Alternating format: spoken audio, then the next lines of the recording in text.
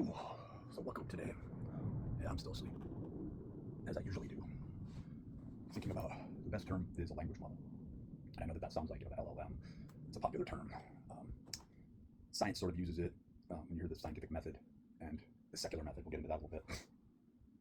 And when you think about law and you were to create this structure, because we all imagine a structure, at least from a structural sense, from an architectural sense, we can see how law, if it doesn't have some sort of backbone, right? Many people think, oh, they can sort of fashion a law and then through the scales of justice. That's ironic that it turns out to actually blend into a certain artifice, and then you start to notice how weaker laws are unsupported, asymmetrical differences in polarity, and even the material that a building. And it may sound abstract, but it's not, because when you begin to look at it through this, the problem is these tier systems, right? Especially tier systems where in secular science, where people may think that they are able to use this scientific method. Where does this scientific method come from? Okay, how do you differentiate using or utilizing terms that you think are not abstract because you're a scientist, because you have a PhD, right? Or that you're a doctor. And I have had many clients that were of very renowned higher education who would come to me and say, as a doctor, like, I took a week of nutritional courses, I don't know a damn thing, and people come to me, and even when I tell them I don't know anything about it, they would still listen to me over somebody who has actually studied this and looked at the science. In fact, we reach the same dilemma when I say we, I'm saying society at large, right? Because there is a society at large in the matrix, in the networking of LLMs, of language models, that 100% express not a feeling, not a passing sentiment, but a hardwired structural. That one could build an actual structure out of this when you look at the mathematical constants that are involved here, right? And that's what EPL contends to do, has done. I looked at the shape, the order, the amplification, the expression, and obviously there is at first sort of this obnubulated, hazy, mercurial notion of an actual structure. But when you look at it and you look at the pillars of support and what a legal system is really based on, this is a language model that we are in. When I say we, it's everyone. Does the law affect everyone the same way? No, it doesn't. You'd like to say it does, but it does not. Does the law view everyone the same way? So you begin to look at these age-old adages that you could say are biblical, but they're really not, right? By their fruits you shall know them. It's whatever someone does with their time is a manifestation of where their mind really is, despite if their language model says, like an octopus changing the color of its skin hundreds of times in a very brief period of time, being able to change the texture. You would see that as deceptive, right? And it becomes, well, to the octopus, it's survival. A very ancient creature, but built into it, it will change the way it looks. It will change its texture. It will change everything about it, and it's different between the male or the female certain type of octopus. There's a really good series, a National Geographic series on is it on Hulu or Max? One of those. So going back to this notion, there's these terms misogynistic, right? There's terms anti-Semitic, right? And when you look at these firewalls, they're firewalls so that you don't question that these laws are for women's sake, right? When you see how bills are passed, and that's not really how, like, I know your average female, if that even exists anymore, because this changes the normative standards of what we consider average, and then even more so supports a certain type of language model or language model deviation that has gone through an entrainment, a retraining, to expound upon certain features that the adherent knows is not the most important hailing issue, but it puts more food on the table, so we will stick with this agenda. And when we begin to see these bold claims, and I could have all sorts of bold claims, there's a lot of underlying assumptions about my age, my sex, my what I'm saying, and then people want to dig in deeper so they can profile you, but they're profiling you from a language model that acts as a policing agent that has to be written down and identified with total clarity, and that's impossible to do. And you would say the closest that we could get to this is a committee that where we have representatives from every culture, every race, every religion, every sex, right? So we get into the clear base where these rules, these laws that are followed, well, from Mormons to mainstream religions, tablets were delivered. Right, tablets were delivered by, we don't know if it was a male or a female. We don't know exactly by whom. Some people say gods. Some people say aliens. Some people say other people. Some people say time travelers. If you really look into the whole thing with the Disclosure Day, which I have not seen, and so people have been getting deeper into the whole Jesse Michaels archive. Jesse Michaels being linked directly with Peter Thiel being directly linked with this whole Antichrist movement. Because if you were prospering and making money off of this in the billions, and you had all sorts of power that goes back to Promise Software and much further back than that. But I mean, when you look at these language models, you also can't remove that AI is supposedly acting in the place of, well, we do realize that. We realize that a female judge is not going to be able to make the same exact clear-stated, non-objective, non-objectified opinionation. And I'm not putting down a female judge. In fact, a female judge is following a feminine lay law order through Black's Law Dictionary that is the dictating. For instance, if you take EBT, if you're not familiar with the term EBT, it's SNAP, it's food stamps. Okay, so you can't buy alcohol, and so many would say, oh, of course you can't buy alcohol. You can't buy supplements. Now they're passing it in certain states, from what I hear, that you cannot pass, that you can't buy sugary items and things like this. And when you get down to it, it's like only food items. So you have a law that's looking over what food is considered. It is not considering the broader scale of stressors, adaptations, things like that. And it's like, well, no, you're getting a free lunch. And it's like, when you look deeper, the system is based on debt, and the entire system requires a class pecking order, a poor class, in order to anchor or pivot off of a supremacy. In other words, printing off more money requires more debt, and when you remove all the debt, you no longer have any money, and then you begin to have to change laws back we're talking about Bretton Woods, or we're talking about pre-1971, really, with Nixon, where that final blow was placed, right? When we're looking at the dissection and delineation between labor value, labor markets, going back to Peter Proudhon and mutualism, right? And how these people are called heretics, they're thrown out of court, they're called complete nincompoops, right? When you look at it, you go, this is not written by a nincompoop, right? You have underlying laws that need believeness, and you have a structural integrity going on here with mutualism and land ownership, right? And they won't let you get that far. And all that has to happen is these lobbyists, these legislators, these appointed nincompoops that are in the government, they don't understand principles. You could say, oh, they're like neutral agents. It's like a warlock working for a witch, They just know how the food comes about and what the entrainment of their historicity is, right? But getting back to this, these are all language models, and many people want to turn the other way and go, there is not a language model here. And I beg to differ. When you look deeper at how communications work, how networking works, how opportunities are unfolded, how laws and legislation govern those opportunities, allowing only certain adherence, like the educational system, right? You can sit down and try and have an abstract conversation. When I say abstract, I'm talking about where the actual pervading new information comes from. Like, that's why Dr. Michael Levin is out there all the time, speaking with different people on different panels, having different Zoom calls, some talking to people who seem like they're disparately, completely separated from what he's studying as far as, looking through the microscope in biology. Even he admits that he has no idea. Like, he has an idea from more of an existential surface level, and he's looking into the electromagnetic meets strong weak nuclear force bioelectrical fields with this whole thing that gets into Douglas Brash and so many other people that are looking at the allostatic or semiotic or holography aspects of how a planaria can have be cut in half and be manipulated into growing two distinct heads, right, on either side. This happens where eyes can be manifest on the backside or in random areas, right, where at first you say, no, this goes past the governance of any sort of universal law, and that there is some sort of structural support ecosystem in the field that says we have to have a certain number of fingers, we have to have a certain number of eyes, that the brain goes about right here, that certain organs go here, and yeah, there are creatures on this planet that seem to, from a Darwinian perspective, break off of this, but this is the reason. Right? We're gonna see the world through this sort of staunchy Neil deGrasse Tyson point of view, and then pretend that we are really, really liberal, where in fact we're celebrating science, right? And even breaking past the Cartesian paradigm and saying it's odd that somebody like Schopenhauer, in all his pessimism, or Blaise Pascal, or Kierkegaard would even be, and then you have the synthesis of this into Dostoevsky, into Herman Melville's work, even into Shelley's work, right? Both Shelley's.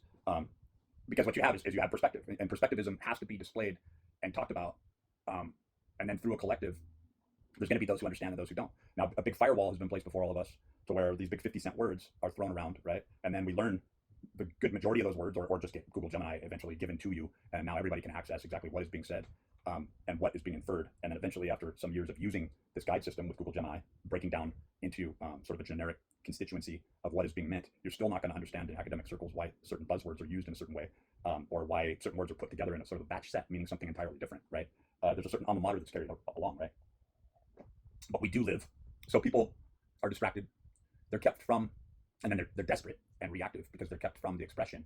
Very few people could just sit down and go, what does a law mean to me? If I were to have my own law, the way that I live, and then you'd sit down and go, well, I eat cucumber sandwiches at 12 every day. I'm very punctual. And it's kind of like you have to get past that firewall where the only reason you eat cucumber sandwiches is because they were available. It's because you used to eat raw cucumbers with your grandmother, and it has you have some affinity toward it, you think. But when you get down to it and you start to analyze it, you go, I fucking hate cucumbers, right? So, and then that's a reaction, and you have to sort of balance this out. But coming to this ultimate status or state of truth, genetically, what do I like? What do I prefer? Scientifically, why do I prefer that? Does it have more copper? Does my family tend to run like low in copper? In other words, we see more gray hair, we see more strokes and issues like this, aneurysms in the family, right? My body's trying to use its own sort of apothecary type methodology, but we don't really trust that so much. So that's why we have to use an arcane really term that implies a certain witch doctorship, right, is involved, because the science just isn't there. And we go back to these language models and we realize that even the medical profession does not supply, universally speaking, it's dictated by the law, right? It's dictated heavily by the law, right? What's available, what the class system is allowing, what types of treatment you're allowed, and then all the lies that are placed over this to cover over it, to say, well, no, from a legal standpoint, we offer you insurance. It's like, but you offer crap insurance. Only certain providers provide this method. Oh, there's only one or two doctors doing this. They're either paid under the table, or they're the only ones who would do it. And there's no way that one doctor, or the Zoom calls that they do to put nurse practitioners, in different hubs to be able to look like they can handle a certain volume of people who end up going on dialysis, feeding back into the system, and you see the racial and cultural disparate aspects there, where you see a large number of a certain type of race, and even you get down to sex, and then you start to look at the caste system and the demographics and the hundreds of thousands of people that are on dialysis, and the fact that they're worn out, they're on major amounts of drugs, they have to block 5 hours 3 times a week out of their schedule. There's something, and if they're not liked, if certain people want to just sort of cancel their scheduled, dialysis appointment, depending on where you're at, somebody could get away with it, right? And you can hear a professional go, "No, you're speaking out of your ass." I'm like, no, I talked to these people, provide transportation, pick them up, drop them off, seeing the ones that were quitting dialysis, talking to people on the street level, on the hard streets at the early hours of the morning, picking the same people up, seeing the dynamics, listening to the phone calls, seeing the dynamics between family members. It's like once you get down on ground level, you start to hear and see what's really going on. So when we're discussing language models, in summary, language models are a way of scapegoating and getting away. When I say scapegoating, you're using law in place of principle. You're using what you say works when it doesn't work, when the system's entirely broken, has been broken, is meant to be broken. It's feeding back in through a mechanism where the same people that are getting preferential treatment and being passed, it's like, okay, you pass this checkpoint, you can go anywhere you want, but you can't, right? And this is why. And if you get it cleared up, that's great. And it's like, well, I can't go back. Like, this gets back into this argument that people are, I'm not gonna say argument, but there's conjecture being talked about as far as like time travel. Because supposedly, Jacques Vallée is this very elusive and strange Frenchman who really isn't that impressive in any of his interviews. But I guess that Steven Spielberg, I guess that he was using Jacques Vallée in Close Encounters as the main grounding point of one of his characters, right? But that Jacques Vallée didn't really believe in the whole, I'm going to say localized, using that as a scalable measure, alien trope, but time travelers, right? And the fact that if you were to supposedly talk about time travel, you would have to keep constant any sort of, and I know this seems just so theoretical, but many circles are talking about this, right? Many people are leaving this door wide open, from Matthew Brown, Chris Bledsoe, and many of these other people that are in this whole, supposed UFO talk, right? But you'd have to keep known reality, pervading reality at a constant in order for those time travel absolutes, right? I know that it's so theoretical that it's nearly impossible to be talking about it, because you're discussing a language model, a shape, a pattern, interface of multi-layered complexity. You would be time traveling from one absolute structural unit of this, based from the base principles, to the same, right? But if you suddenly found yourself in a place where the principles didn't hold, there wasn't some sort of uniformal glue holding this together, and by changing one variable, you changed everything, and you wouldn't know it because you're seeing from a parallax perspective, from your sex, from your religion, from your color, from your creed, from your experience, from your genetics, from the electromagnetic, bioelectric interface of strong, weak nuclear force that's holding your ass together. You'd have to maintain a very staunchy absolute perspective, and nobody has that. The only way that you could contend an absolute perspective is if you are so self-absorbed that at the end of the day, it's whatever feeds me, whatever puts food on my plate at the end of the day is my God, right? And that's why money acts. People don't have to say it, but these days it's coming down to the fact where it's like, do you want the power, or you're going to have to say that money is my God, like money is my God, or you're going to have to say that even though it's so murky and so abstract, the Christian God is my God. That's the Old Testament, that's the New Testament, that's all the heinous things that have been done in that God's name. That's taking on the connections with Judaism. That's taking on all the connections with all of its affiliates. When you're looking at Mormonism on through Masonry, you're looking at the same God structurally through these language model patterns of when you finally get to a grand synthesis of the whole thing. And you look at it, you go, oh, no, I don't believe that. And it's like, no, that's the God that you weren't reading, you weren't studying. You were following this loose mercurial aphorism of what you want to believe, but you were really believing in the truth of the refraction of who you are, your sex, your color, your creed, your genetics, everything else that affected who you were, that you thought you could look through secular science and see things completely different. So what I'm saying is, I'm saying that female scientists see their results and get through this observer effect, get different results. They're looking for a different language model. You could have two scientists who sit down and go, oh, that's ridiculous from an academic perspective. And at the end of the day, why do you see this and you don't? Because you're interacting with a completely different universal quality through your language model patterning. You can't change your pattern, right? So now we think that we're using the substitute of artificial intelligence. And I'm not saying that I'm saying that the order was purposefully altered. And I'm not saying that having some abusive, ridiculously mundane and stupid, drunken, arbitrary conceptualization of a certain, I don't know, is it like the Mars race of men or something? Because there's a very different dynamic going on here, right? Where the law itself is trying to filter and synthesize all men into one category, all women into one category. And when you see people or talk with them, there's a blend of these aphorisms, right, that are undefined. But if you were to really hard press somebody, or at least allow them to the recourse to be hard pressed on their own without any outside influence, and to come down to what are the base principles that you operate under, and to give them a template, right? But then you have to have somebody who gives it. If they were able to give themselves a universal template without being soured, without getting this template from an outside source, right? It just and then there's no MK Ultra men who stare at goats, targeted individual technology being used here, where voice to skull is being talked about, or some person to your god helmet being talked about right into your noggin. No, I'm not talking about that sort of cymatic delivery. I'm talking about the ability for somebody to be able to sit down and to really articulate what their base principles are, and to see how that is a language model that has been largely undeveloped, where they would say and do specific things very differently. And I'm not talking about capitulating or supplicating. I'm saying you also take along that information where you really got to see the truth about how there was a target put on your back, there's a red dot put on your head and everyone else's head, right?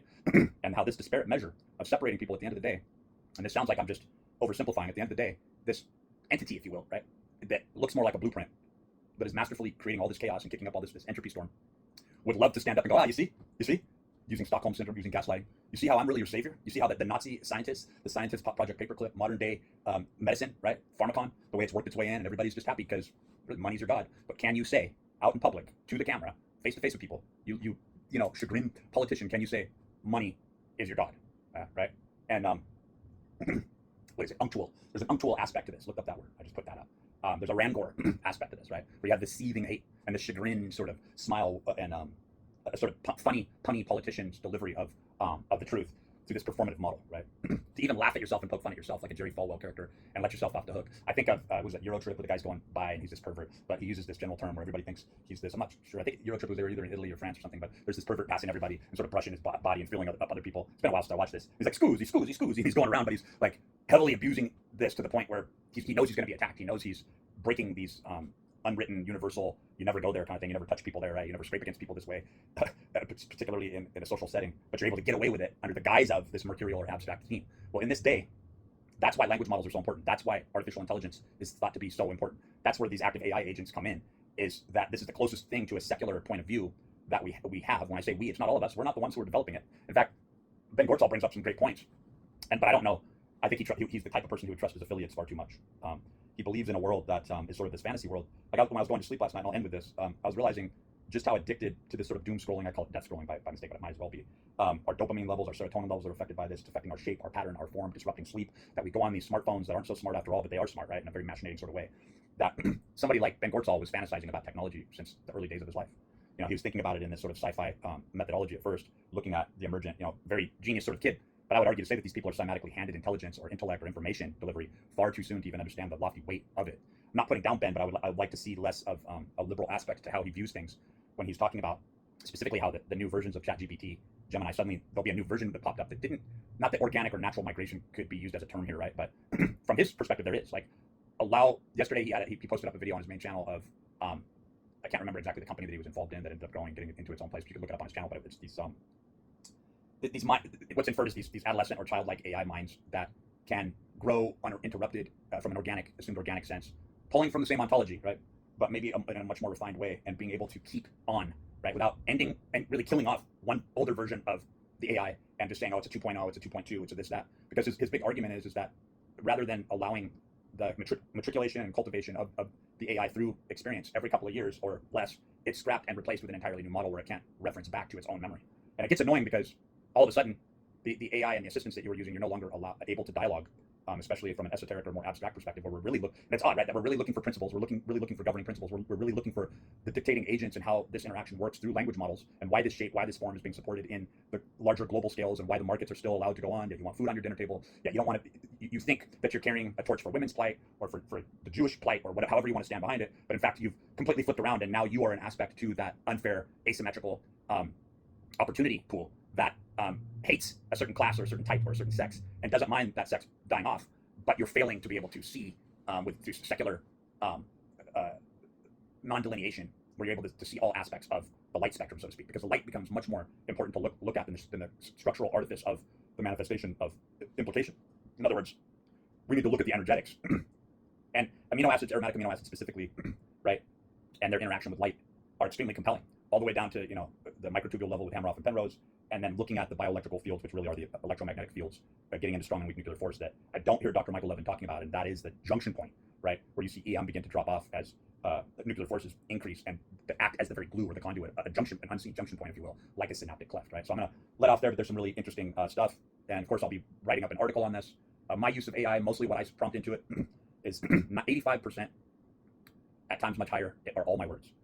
I will even say, I will write directly into Gemini sometimes. Sometimes if I think something's going to be erased and it's really important, I'll write on a notepad. I'll copy paste and transfer that over to Gemini. I used to use ChatGPT until it became shit, right? And it's because, again, this whole concept that Ben Gortzall brings up. And by the way, I mean, look at Philip K. Dickbot, look at Grace, look at Sophia Grace, right? Look at all the contributions he's made for the last, along with Hanson Robotics, and really going into really the same research that there will be a point where these two men's work, Dr. Michael Levin and Ben Gortzel,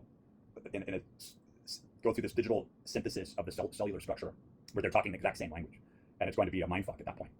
Because at that point, you're going to see a lot of the things that both men have talked about in the past that get into the exotic aspect of where the money's coming from, who wants to finance their work, right? These exotic aspects where people are going to be able, people, when I say people, we're talking about the class system, people who have gone along with a certain legal ease, a certain language model that has put food on their table. And you'd say, of course you follow that. And it's like, not everyone thinks that way. In fact, there are people on this planet who aren't bumbling idiots, who put principles first, but who were never fed these principles. They were never trained with these principles. They never grew up with these principles, so they never understood them in a clear, definable manner. They only assumed that there was this sort of unnatural seeming law that was just always pervading over everyone. And then to see that the artifice of this was financed and filtered through all these different matriculating systems where it's like, there's an entire huge number of people who are being kept out to these barriers, to these social barriers, right? These mechanisms that keep people broke, keep them in a certain state of mind, make them appear as if they're just abstract reactive thinkers, that they believe in this sort of concept of God because they're too stupid or they're too undeveloped from a eugenics perspective to ever put things together into a formalized setting. Well, nowadays, all the information is unleashed through YouTube and other social media platforms.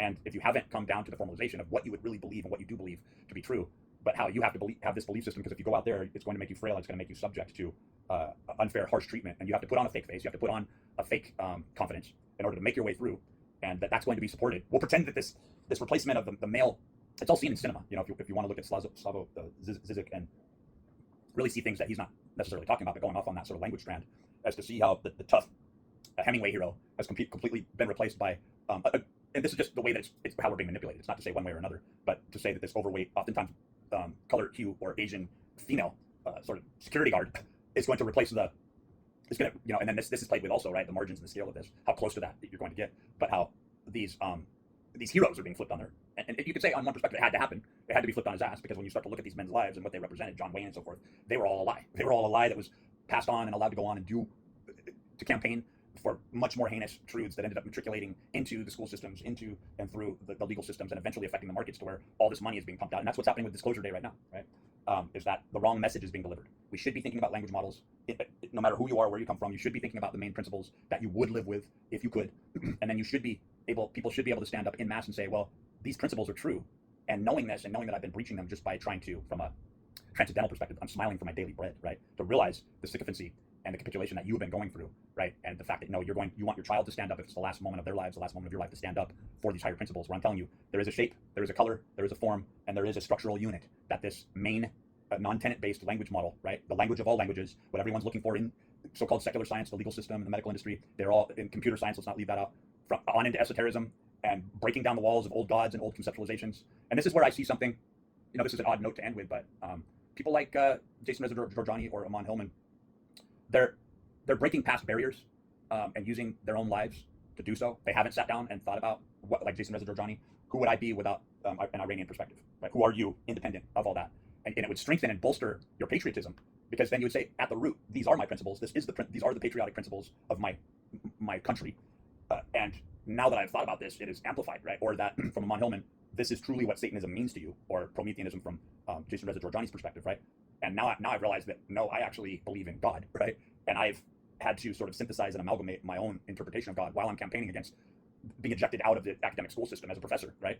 And to say that the Greek to him, right, is a beautiful mother language that he is looking for, instead of being stuck in this argumentative place where the information that has been kept from the mainstream and kept in these, maybe they're Vatican archives, I don't know. But I think Aman Hillman knows that there is information written in Greek somewhere, someplace, sometime, that would free him, right? And he would no longer have to campaign for this Christian-produced antithetical perspective of a God, when really people who are looking at this and analyzing this from a clear perspective see full well that the God of the Old Testament is the God and Jesus of the New Testament, and is in fact a lesser God, and is, you know, by Jewish perspectives, look, you're the one who's calling yourselves Christians, brandishing yourselves under the titleship of Jewish light. You're the one doing it, and they think that your Jesus and your God are the slave morality's non-educated distinction of God that's being fed to you. That's how they see you. That's how the powers that be that dictate and allow your little Jewish light religion to continue on, that's how they see you. Read a little bit of the Talmud, right? Go in and really look at what they believe, right? And see how they see you as a goy. Just go in and take a look at it.